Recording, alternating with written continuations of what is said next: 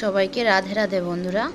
এই দেখো আমি আজকে সাজিয়ে নিয়েছি ডাল, আলু ভাজা, শুকনো লঙ্কা, আর আছে গন্ধরাজ লেবু যেটার খুব সুন্দর গন্ধ, আর এখানে টক দই আছে 1 কাপ, আর নিয়েছি একটু ফল আর বাদাম, যেটা হচ্ছে সকালবেলা গোপালের, এটা হচ্ছে প্রসাদ, কিন্তু এটা প্রসাদ, এটা পারণের, আজকে একাদশীর পরের দিন পারণের প্রসাদ আমার এই।